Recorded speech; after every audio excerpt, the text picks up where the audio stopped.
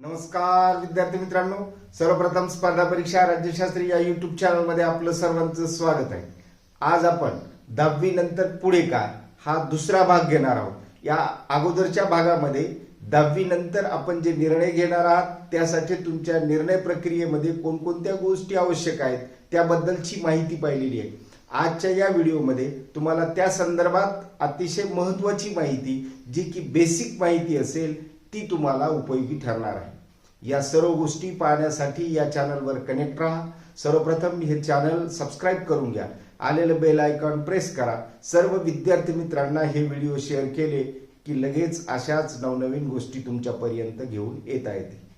10वीचा निकाल लागल्याच्या नंतर प्रत्येकालाच उत्सुकता असते की आपण पुढे काय करायचं आहे। मात्र त्या काय करण्यामध्ये वेगवेगळ्या घटकांचा वाटा असतो। तो वाटा सुद्धा आपल्याला लक्षात घ्यायचा असतो, कारण आई वडील शिक्षक यांनी ज्या काही सूचना केलेल्या असतात त्या सूचना त्यांच्या अनुभवाच्या माध्यमातून केलेल्या असतात। त्यांना जे जे काही अनुभव आलेले असतात त्या अनुभवाच्या माध्यमातून असतात। बऱ्याचशा गोष्टी त्यामध्ये उपयोगी असतात, पुढे भविष्यासाठी महत्त्वाच्या ठरणाऱ्या असतात आणि त्या महत्त्वाच्या गोष्टी आपल्याला एखाद्या निश्चित ध्येयाप्रमाणे उचलाव्या लागतात। कारण आपला जो काही कल आहे तो कोणता आहे तो आपल्याला लक्षात आलेला असतो, कारण की आपलं जे काही 10वीचं वय आहे त्या 10वीच्या वयामध्ये या सर्व गोष्टी आपल्याला समजू लागत असतात। आपल्याला नवनवीन गोष्टी शिकण्याची इच्छा असते आणि अशा वेळेला आपल्याला विशिष्ट अशा पद्धतीचं मार्गदर्शन मिळावं यासाठी या चॅनलवर या माहितीचा आधार तुम्हाला दिलेला आहे।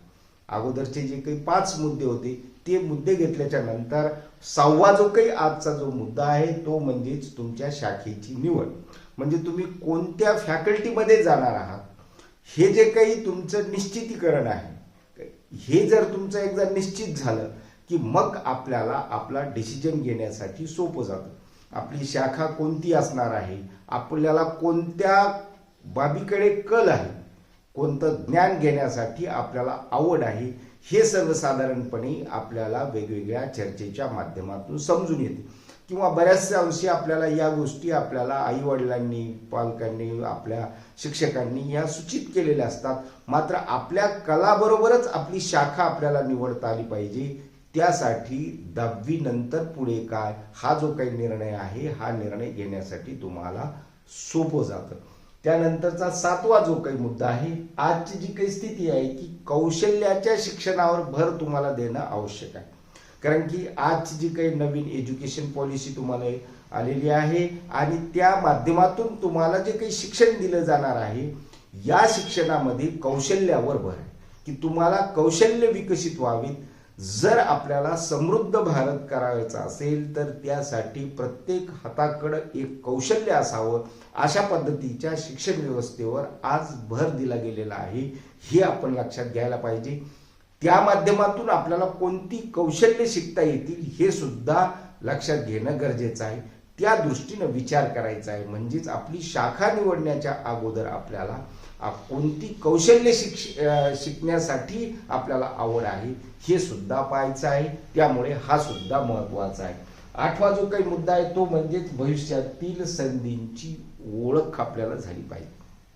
भविष्यात कोणत्या संधी आपल्याला उपलब्ध होणार आहे, कोणत्या संधीच्या माध्यमातून आपण निश्चित स्थिर स्थावर अशा पद्धतीचे डिसिजन्स घेण्यासाठी पात्र ठरणार आहोत आणि आपल्या यशाच्या शिखरापर्यंत पोहोचणार आहोत। हे लक्षात घ्या की यश संपादन करण्यासाठी आपल्याला मेहनत सुद्धा तेवढीच करावी लागत असते आणि ती मेहनत घेण्यासाठी तुम्ही पात्र आहात हे लक्षात घ्या, कारण की तुमची आता ही पात्रता सिद्ध केलेली आहे। जे जे विद्यार्थी या सर्व गोष्टी आपल्याला करू इच्छितात त्यासाठी या सर्व गोष्टी त्यांच्यासाठी महत्त्वाच्या आहेत हे त्यासाठी आपण म्हणत असतो। आणि म्हणून भविष्यात कोणत्या संधी उपलब्ध होणार आहेत याचा अंदाज तुम्हाला बांधता आला पाहिजे। जो आई वडील पालक हे करतात परंतु बऱ्याच वेळेस ते आपल्याला समजून येईल किंवा ते आपल्याला पटेल असं नाही। शिक्षकांनी बऱ्याच सूचना आपल्याला केलेल्या असतात परंतु त्या समजतीलच किंवा आपण त्या लक्षात घेऊच असं नाही। मात्र त्या जर तुम्हाला कळाल्या तर त्या सुद्धा आपल्याला घरी पालकांना शिक्षकांना सांगता आल्या पाहिजे। म्हणून भविष्यातील संधी तुम्हाला ओळखता आली पाहिजे। त्यानंतर म्हणजेच 10वी नंतर मूळ जी काही गोष्ट आपल्याला सुरू करायची आहे ती गोष्ट म्हणजे तुम्ही कोणतीही शाखा निवडा. त्या शाखे अंतर्गत ज्या तुम्हाला जिथं कुठं अभ्यास करायचा आहे तो अभ्यास तर तुम्हाला करणं आहेच, परंतु त्या अभ्यासामध्ये मूलभूत गोष्टी कोणत्या आहेत, कोणतीही शाखा निवडा त्यामध्ये मूलभूत अभ्यास काय आहे हे तुम्हाला ओळखता आलं पाहिजे आणि त्या मूलभूत अभ्यासापासून तुमचा अभ्यास सुरू व्हावा.